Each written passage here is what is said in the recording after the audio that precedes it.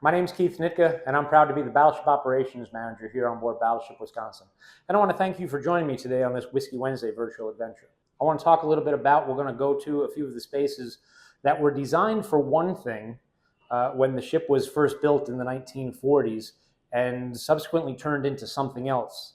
Either technology changed, it wasn't needed, or the space became obsolete in the time period and they needed to do something else with it.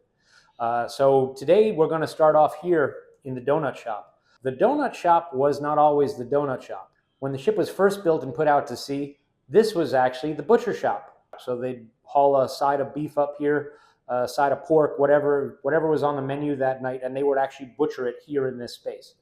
Now, of course, by the time we got to the 1980s, food is coming prepackaged. The guys here in the galley would just have to cook it. You know, they'd take it out of bags and cook it and heat it. And then we'd eat it, but this turned into a space. What are we going to do with this space? Here on board Battleship Wisconsin, we were lucky enough to get the butcher shop turned into this donut shop. So we had fresh donuts served to us every day for breakfast. But this is just one space. We've got a whole bunch to see. So follow me. We're going to go to the next space. So this space here, this is actually one of the new spaces that we just opened up for the ship's birthday. I am in O2, TAC 271, TAC 2, TAC Lima. This is the junior officer's bunk room, or the JO bunk room. As you can see, very different from some of the other staterooms that are around in the area. The junior officer's bunk room here has 4 beds, but this was not always junior officer bunk room. In the 40s and the 50s, this was actually a 20 millimeter ammunition storage and clipping room. So this room here, which was the bedroom portion, and then the next room over on the other side of that bulkhead where the wardrobe lockers and sinks are located, this was all for ammunition storage of the 20 millimeter Oerlikons, and also a clipping room for that ammunition. There were little hatches on the exterior of the door that led to a bank of Oerlikons that were just outside on the O2 level there for anti-aircraft gunfire. But this is again is one of those spaces, you know, get to the 1980s, we don't have Oerlikons anymore. What are we going to do with this space? Because we don't need it for the ammunition. Let's turn it into junior officer bunk room.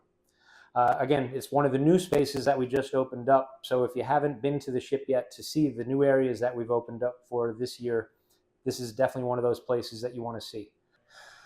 We are now on the 3rd deck, all the way aft. You can see here next to me, this is a locker. The space that we're in is 3 TAC 156, TAC 3, TAC Lima. And in the 1980s, this was the staff non-commissioned officers' quarters for the Marine Detachment here on board Battleship Wisconsin.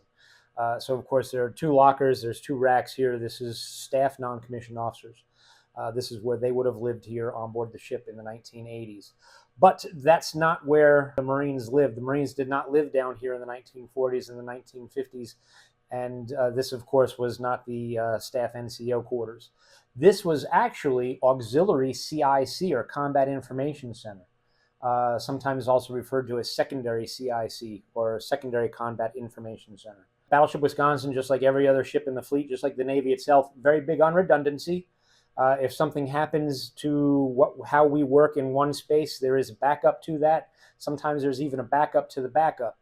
This little room, it's kind of hard to wrap your head around it, but this little room had everything that CIC needed to truly operate to do what they do as far as fight the ship in the 1940s and the 1950s.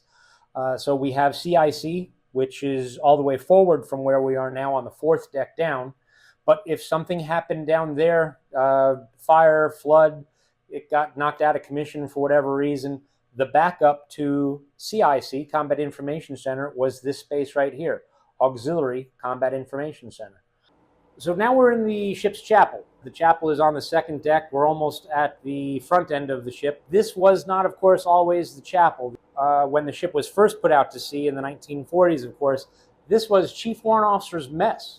The passageway that's directly behind you walking aft is where the chief warrant officers on board the ship lived. On the other side of this bulkhead here is where their galley and scullery was located. So this is where the chief warrant officers on board the ship in the 1940s and the 1950s would take their meals.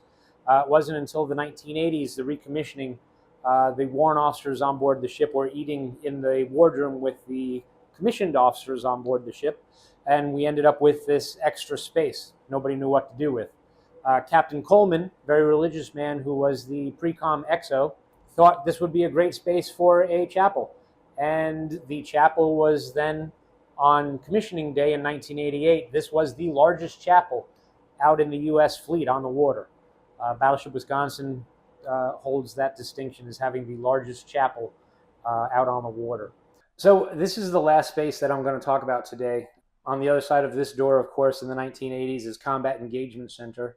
I've done a couple of videos actually in CEC with some former crew members, so the link is located below there. You can click on those links and see those different videos. But on the other side of this door, of course, was CEC. Now, Combat Engagement Center, very different from Combat Information Center on board Battleship Wisconsin. The Iowa-class battleships were the only ships that had a Combat Engagement Center, and that's just because of the way CEC was designed. We couldn't get the new missile systems located down there, so they had to find a new spot.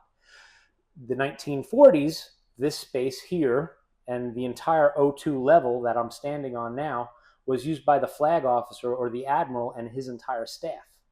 Now, an admiral in the 1940s and the 1950s, when they went to sea, they went to a sea with an entourage of people, similar to, you see, professional singers or professional sports players, how they have an entourage of people surrounding them. The admirals in the 40s and the 50s had an entourage of people in support of the flag. So he needed this entire space, this entire area, the O2 level. But CEC, we don't have admirals going to sea in the 1980s like they did in the 1940s with an entourage of people, and we needed some place to fire the missiles from. So they turned the admiral space into Combat Engagement Center. On the other side of this bulkhead here is the secure publication room for CEC. So they'd keep all their secure charts and pubs locked up under two locks, actually, inside of the room on the other side of this bulkhead. But in the 40s and the 50s, that was the Admiral's galley. There's a pass-through window in there that led then out to the Admiral's living quarters there, where he could dine and eat. So that is CEC, was in the 1940s the actual space where the flag officer lived on board the ship. Yes, Battleship Wisconsin has a sail loft. I've never seen any sails flown on Battleship Wisconsin, but Battleship Wisconsin does have a sail loft. That is exactly the way that it was in the 1940s and the 1950s, all the way up till the 1980s. We don't have any sails, of course, but we do have lots of canvas. There's canvas covering over most of everything on the exterior spaces of the ship when it's in port, and the 08 level pilot house has canvas covering over the bridge wings. But I want to thank you for joining me today on this Whiskey Wednesday virtual adventure, and I do hope to see you again real soon.